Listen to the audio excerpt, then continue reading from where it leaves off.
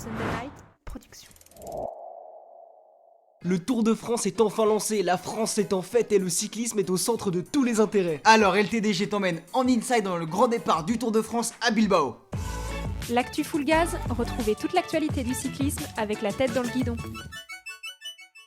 Salut les amis, resserrez vos chaussures, rentrez les épaules et gardez la tête dans le guidon. Bienvenue dans le podcast L'actu full gaz présenté par LTDG depuis Bilbao.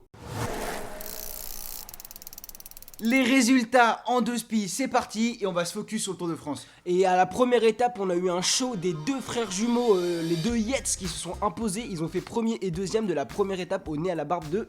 Tadej Pogacar qui a quand même célébré sur la ligne parce que c'est vrai que Tadej Pogacar c'est son coéquipier Adam Yates qui a gagné. C'est le coup parfait pour lui parce qu'il laisse son maillot jaune à un coéquipier et il va pouvoir tranquillement faire les bonifications derrière et prendre déjà un peu de temps sur Jonas Vingegaard. Ouais, et puis surtout pour nous qui étions sur place sur la ligne d'arrivée, c'était ultra émouvant. C'était notre premier jour en tant qu'envoyé sur le Tour de France pour travailler. Avec Eurosport, ouais. Avec Eurosport, on était sur la ligne et on était deux frères jumeaux pour notre premier jour. Et la première fois de l'histoire que deux frères jumeaux font 1 et 2 du Tour de France. Donc c'était exceptionnel. Ouais, c'était assez émouvant, même si on va pas vous mentir, Grégoire était sur la ligne, moi j'étais en inside dans les coulisses en train de monter le contenu. Effectivement, c'est un peu le rush comme ça quand on est sur place, mais on va vous expliquer tout ça au fil du podcast. On vous a fait un inside, donc vous allez pouvoir voir tout ça. En tout cas, vraiment un doublé historique des deux frères jumeaux. Et déjà, une première once d'entente entre la Jayco Alula et la UAE, Grégoire. Ouais, bah les deux équipes, elles ont chacune un des frères jumeaux. Et on peut voir que y a une bonne entente entre elles et UAE l'année dernière a été battue par la Jumbo-Visma. Donc j'ai l'impression que cette année elles essaient de trouver des équipiers, une équipe un peu à se mettre dans la poche pour pouvoir rouler si jamais c'est vraiment trop la cata pour Pogacar plus tard dans les Alpes. Je sais pas ce que t'en penses. Si, je pense que ça va être le cas. C'est vrai que la Jumbo c'est l'équipe à abattre, la grosse équipe. Même si cette année UAE ils sont vraiment très très costauds. Il y a du lourd, hein. Il y a du Maïka, il y a du Adam Yates, il y a du Pogacar, il y a du McNulty. Je pense qu'en montagne ils ont rien à envier à la Jumbo. Ouais, je sais pas. Puis chez la Jumbo, on voit que c'est un peu la cata. On va en parler en parlant de cette deuxième étape remportée par Victor Lafay. Quelle étape. Quelle étape de dingue, on va vous en parler. Il fait le coup du kilomètre et s'impose devant Wout van Aert.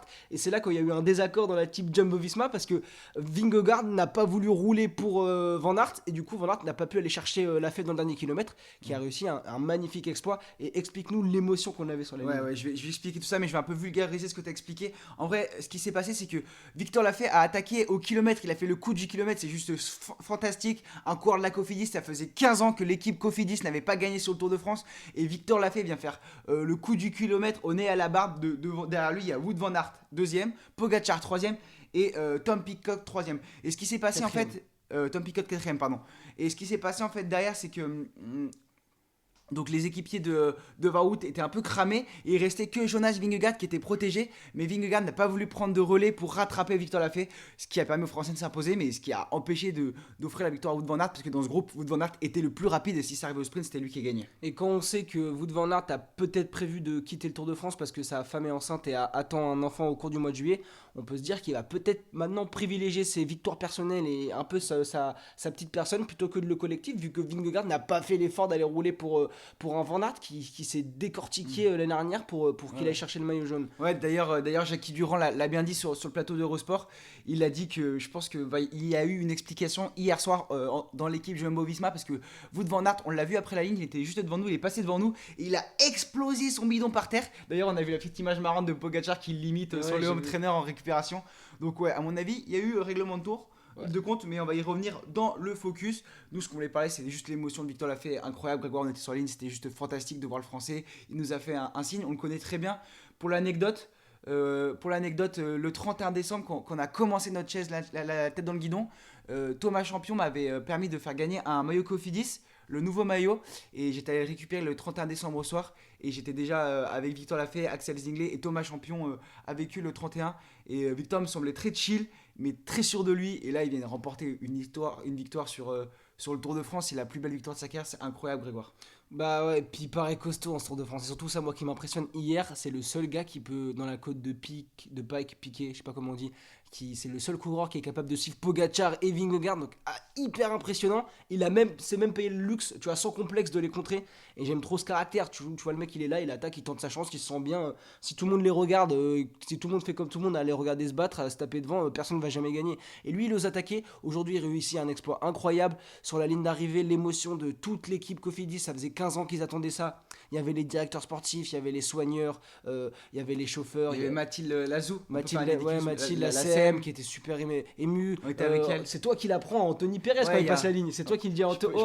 Je peux raconter. Vas-y. Il y a, du coup, j'étais avec. On s'entend très bien en fait avec cette équipe Cofidis. Et il y avait Mathilde Lazou qui est la photographe. On la félicite. Quel boulot de malade et quel travail autour du cyclisme et du Tour de France et de tout le cyclisme en général. Bravo à toi Mathilde. Après, donc il y a Anthony Pérez qui arrive bien après la victoire de Victor Lafay. Et il n'a pas eu l'information dans l'oreillette. Il arrive à la ligne, il passe un peu vite et il y a Mathilde qui lui écrit Victor a gagné. Il se retourne, il fait quoi Victor a gagné? Et Anthony, on avait pu faire un inside avec la Cofidis, donc on le connaît aussi assez bien. Et je me retourne vers Anthony qui s'arrête devant moi. Je fais non, mais Victor a gagné. J'ai fait ce con, il a fait le kilomètre avant Nart. Il a fait le coup du kilomètre avant Nart. On se rend pas compte. Et là, il regarde et les yeux ils commencent à briller. Ouais. Et après, il saute dans les bras de toute son équipe. Et on était au milieu de cette émotion et c'était vraiment fantastique. Et d'ailleurs, on vous laisse maintenant avec l'inside qu'on a tourné sur place pour vous présenter un peu comment ça se passe autour du Tour de France et l'ambiance qu'il y avait sur ces routes avant de revenir à ça. Bah let's go, on prend l'inside. Salut les amis, nouvelle rubrique, on est sur le terrain et on vous décrit un peu ce qu'on voit là, on est sur le paddock de l'étape 2 du Tour de France et on vous emmène dans les coulisses. Donc là les amis, on est sur le paddock, là où toutes les équipes viennent garer leur camion, leur vélo, avant d'aller au podium pour la présentation d'équipe puis de commencer réellement l'étape. Et on voit vraiment du beau matériel. Grégoire, est-ce que tu peux me parler d'un vélo qui t'a marqué là qu'on voit devant nous? Bah là, juste sur notre droite, il y a le car de la Jumbo-Visma et ils ont leur nouveau vélo avec, vous savez, leur communication autour du rêve de gagner le Tour de France ou de participer au Tour de France. Et du coup, il y a un petit détail que j'adore, c'est les petites étoiles sur le cadre noir. Donc des petites étoiles un peu jaune-orangé et ça rend le tout vraiment magnifique et on le verra pas forcément de loin, mais de proche, c'est vraiment game changer. Moi, le vélo qui m'a marqué, Grégoire, au-delà des équipes françaises, c'est le vélo de la Trek qui est devenu Lidl Trek avec l'arrivée du sponsor Lidl. Et franchement, il est assez fantastique ce vélo. C'est des couleurs brillantes et un peu les couleurs de Lidl. Je trouve qu'ils ont fait un très beau mix et qu'ils ont ramené une image très très fraîche au vélo. Et petite dédicace aussi au Trek de Quinn Simmons qui est champion des États-Unis de vélo du coup. Et il a un vélo argenté brillant, c'est juste fantastique. Dans les autres avancées qu'on n'a pas forcément vues, en tout cas moi j'ai rien vu passer sur les réseaux sociaux et tout ça dans la communication, il y a la pierre de la FDJ avec un petit détail un peu particulier. Alors sur le dessus du cadre, vous ferez gaffe, il y a un collier de fleurs rose en fait, et en bas une sorte de bracelet mécanique, je sais pas comment vous expliquer, dans un bleu un peu plus clair, un peu plus électrique. C'est pas mal du tout, je l'ai pas vu passer et ça change vraiment la beauté du vélo et la gueule du vélo. Donc voilà un peu ce qui se passe sur le paddock. Là, les équipes sont arrivées assez tôt, vers 10h. Ensuite, elles sont allées sur le podium à partir de 10h30 pour la présentation des équipes. Et ensuite, les coureurs reviennent dans le bus pour le briefing et vont se mettre sur la ligne après avoir passé quelques interviews pour le grand départ de l'étape numéro 2 qui termine à San Sebastián. Donc là on est rentré dans le village partenaire, c'est assez dingue, il y a une bonne ambiance, on peut prendre du café, on peut prendre de l'eau, il y a une boutique. Devant nous là il y a juste Christian Prudhomme qui est le directeur du Tour. Et donc Grégoire, je vais te laisser un peu décrire l'ambiance. Bah ouais, c'est sympa, il y a du monde de partout. Il y a plein de petits, de petits stands avec, par exemple là il y a Senseo, pour ne pas les citer devant nous, qui font des cafés. Juste à côté de nous, il y a un espace boisson avec un espace avec tout simplement de quoi déguster et manger un petit peu, se ravitailler. Et après, en fait, chaque partenaire, chaque marque qui est partenaire du Tour de France a un petit stand avec une sorte de zone VIP privée au départ du Tour de France et ils ont la même à l'arrivée. Les amis, on est dans le stand de Tissot sur le village partenaire. C'est le sponsor du podcast, donc on se permet d'aller un peu à leur rencontre. C'est quoi votre rôle aujourd'hui, Rémi et Mathilda ? Du coup, aujourd'hui, notre rôle dans le Tour de France, c'est de représenter Tissot. Tissot qui est un partenaire majeur et le chronométreur officiel du Tour de France. Que si vous avez l'occasion d'aller sur le village partenaire, on vous invite à passer au stand Tissot, prendre un café ou une montre. Le café, c'est sympa, la montre, c'est bien. Et là, c'est marrant, sur le village départ, il y a même les pros qui passent. Là, on voit Omar Fraile qui prend un petit café avec sa copine juste avant l'étape. C'est assez marrant de voir ça. Et c'est l'ambiance vélo, quoi. C'est accessible. Ouais, accessible, mais il y a quand même un journaliste qui est venu essayer de lui gratter une interview ou je sais pas quoi. Et Omar lui a gentiment dit qu'il profitait un dernier moment de sa copine parce que là le départ il est dans une quinzaine de minutes et je pense qu'il a envie juste de se détendre avant le départ parce que ça va être tendu aujourd'hui. Et donc là, Grégoire, qu'est-ce que tu fais avant de partir au Raikisbel? Tu fais quoi? Bah, on se prend une petite bouteille d'eau, un petit café et puis on va directement aller vers la dernière côte du jour où il y aura un public de fous malades tout simplement. Allez, on se retrouve là-bas. Et dans le Raikisbel, donc la dernière montée avant l'arrivée, il y a une ambiance de dingue là. Il y a tout le monde qui chante derrière, c'est assez fabuleux tout ce qui se passe. Qui va gagner, Roy? Mikel Landa. Ah, Mikel Landa. Et Mikel Landa, c'est le local d'ici, tout le monde est pour lui. Et là, il y a quelqu'un qui passe, écoutez le bruit. Yeah. Écoutez-moi cette ambiance de dingue. Il y a un petit qui vient de passer à bloc, tout le monde l'encourage, c'est fou. Allez. On peut voir que les supporters sont dingues ici aussi, des drapeaux basques de partout, des maillots d'Euskadi. Et qu'est-ce qu'on voit d'autre, Grégoire?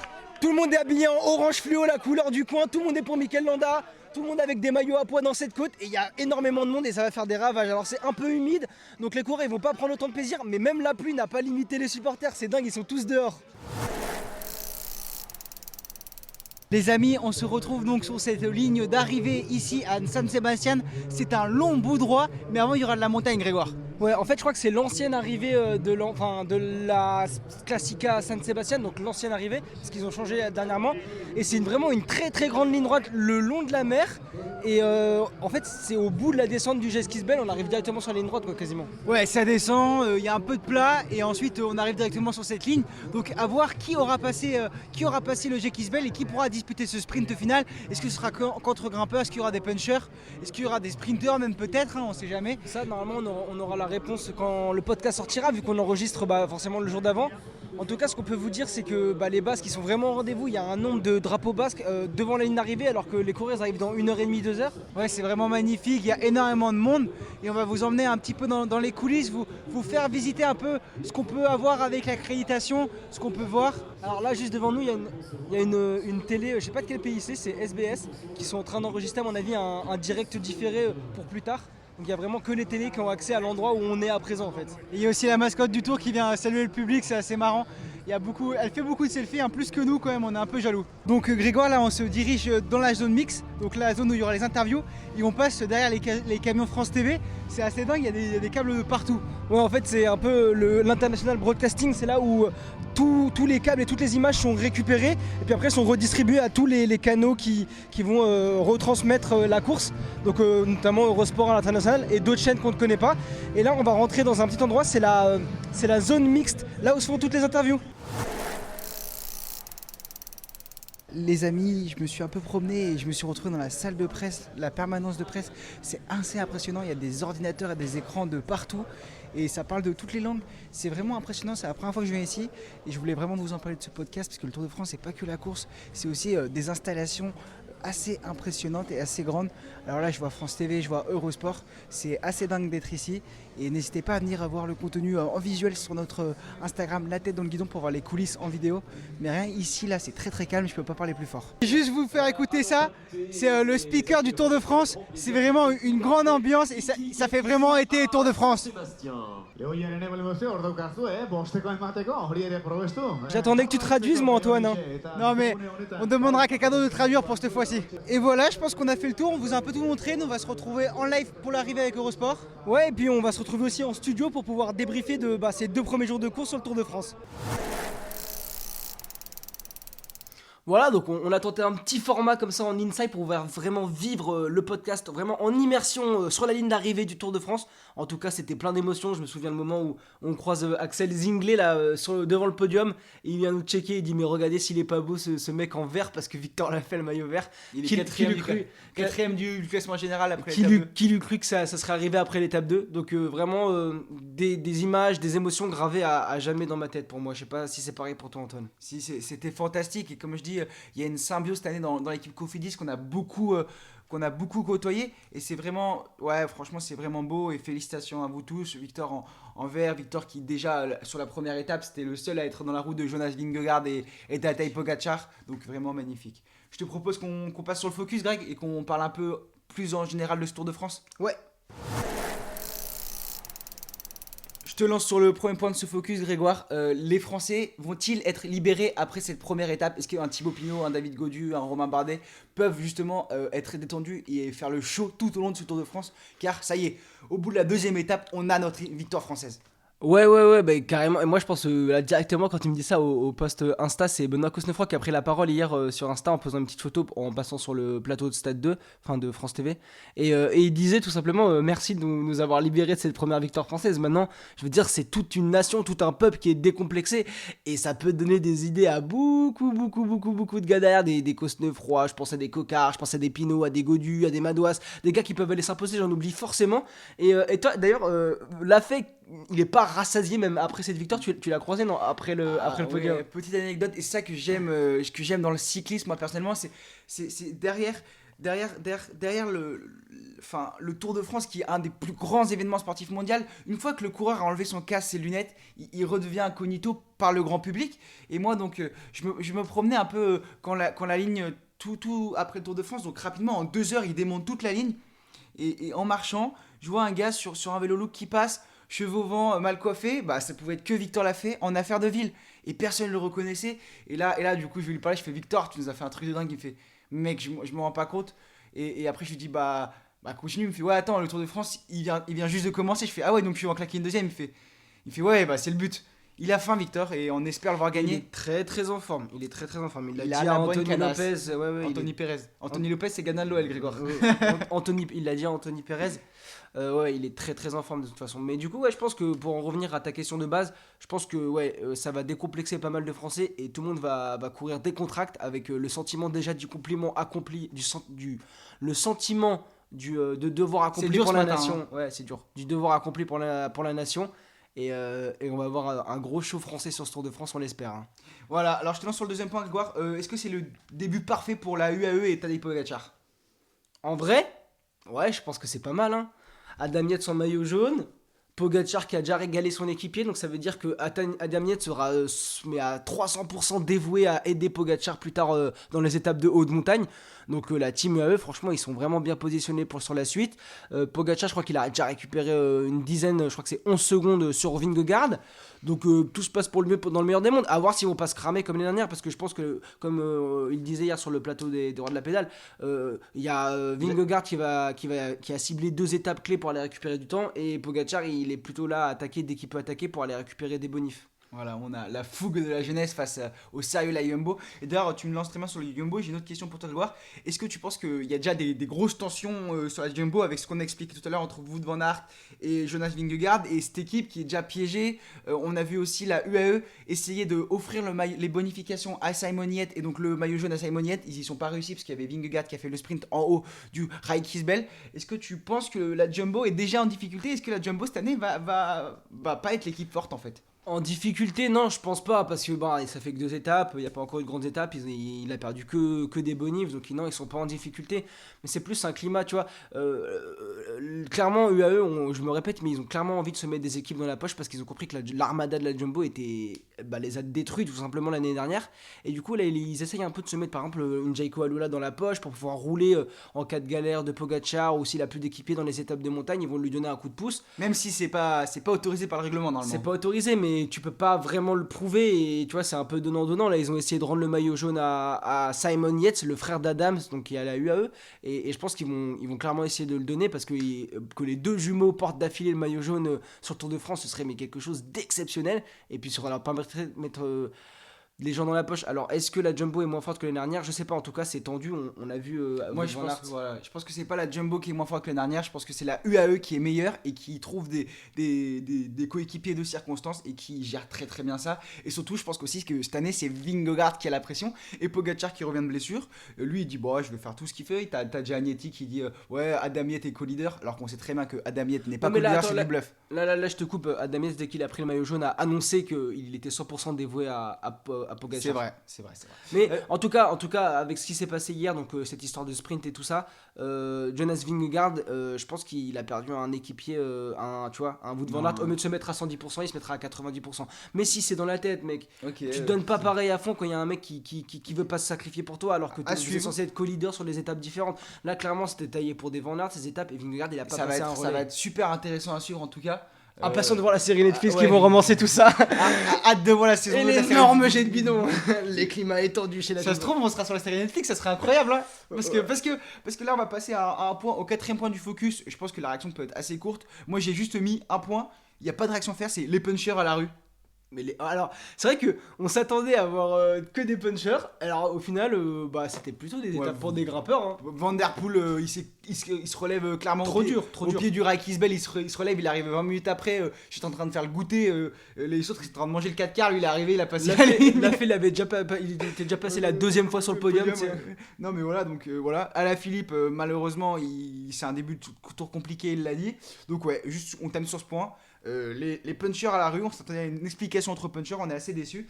Et ça va me permettre Le truc, c'est que les favoris aujourd'hui ils savent tout faire. Et tu vois, un Pogacar, il arrive au sprint semi-massif, il fait 3. Et dans la montagne, il a plus de punch que les meilleurs punchers. Et en montagne, il monte plus haut. Donc c'est compliqué en même temps pour eux. Et on va pas repasser du coup à la rubrique suivante, Grégoire, qui est ton big up. Mon big up de ce début de tour, en vrai, que dire à part, j'ai envie de dire Victor Lafay quoi. Enfin, on peut pas donner d'autres mecs. Il y a eu 2 étapes pour le moment. Et clairement, Victor Lafay, ce qui nous a fait les 2 numéros les 2 jours, c'est incroyable. Et toi? Et moi, alors j'ai mis mon petit big up. Mon petit big up, c'est l'interview d'Anthony Pérez face aux équipes d'Eurosport, Florian Pigeon et Louis-Pierre Frileux, qui nous dit, ouais, je lui ai dit ce matin, parce qu'ils sont compagnons, Anthony Pérez est compagnon de chambre avec Victor Lafay, il lui a dit, Victor, tu vas gagner aujourd'hui, c'est pour toi. Et après, il a répondu à la caméra, ah putain, ce con, il l'a fait. Mais le vrai big up, c'est Grégoire qui était derrière la caméra et qui est passé à la télé là.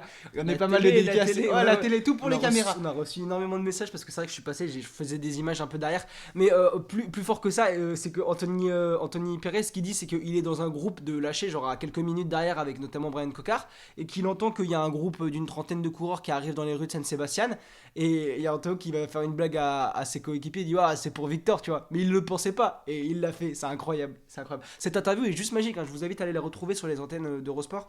Elle est vraiment magique. Je crois que vous pouvez la retrouver sur YouTube, hein, j'imagine. Je propose qu'on conclue tranquillement avec les femmes. On passe à l'actu full gaz avec un E. Cette semaine, c'est le Giro donné pour les femmes. Ouais, le Giro donné, donc c'est le Giro féminin et ça se déroule en 9 étapes comme ça entre fin juin et début juillet. Et c'est le 2e grand tour avant le grand Tour de France qui se déroulera fin juillet. Et donc la première étape d'ailleurs a été annulée. Donc il y a déjà eu 3 étapes qui ont été faites. La première étape a été annulée, c'était un contre-la-montre à cause de la météo. On a vu notamment notre ami Femke Marcus avec qui on était sur le col de la Lose avec elle, qui est tombé et qui a fini le chrono avec le cuissard déchiré. Et ouais, c'était des battantes. Félicitations à vous mesdames. Et donc ce Giro était logiquement annulé par l'organisation, je pense que c'est bien. Enfin, cette première étape du Giro. Oui, cette première étape du Giro. Ouais, c'est bien de pas prendre trop de risques, Et la deuxième étape a été ensuite remportée par Annemiek van Vleuten qui annonce son retour en grande forme. Elle a déjà remporté la Volta, maintenant elle commence à gagner des étapes sur le Giro et elle prépare, on sait tous, le Tour de France. Donc c'était une très belle victoire de van Vleuten. Dédicace à Cécilie Lutroupe-Lovic qui termine 2ème pour la FDJ Suez et Juliette Labouche, notre petite française de la DSM, qui termine 3ème. C'est bien, les équipes françaises et les Français sont en forme, on est contents. Et sur la 3ème étape, c'est Lorena Wiebes qui s'impose au sprint devant Marianne Vos et Chloé Dagerd. Et au niveau du classement général, du coup c'est Van Vleuten qui est en rose. Et on a hâte de voir ce que va donner cette fin de Giro. Est-ce que Van Vleuten va réaliser le doublé Giro-Vuelta? Ça serait magnifique. Et après, on a hâte de voir ce qui se passera sur le Tour de France Femmes qui commencera fin juillet. En tout cas, l'actu full gas c'est terminé pour aujourd'hui. Merci à tous d'avoir suivi ce podcast. C'était un peu moins full gas que d'habitude. C'est vrai qu'on a fait un peu plus long, mais on avait tellement de choses à dire. J'espère que vous avez aimé ces insights et ce nouveau format un peu autour du podcast. Et nous, on se dit à la semaine prochaine pour débriefer de la première semaine du Tour de France. Ciao les amis.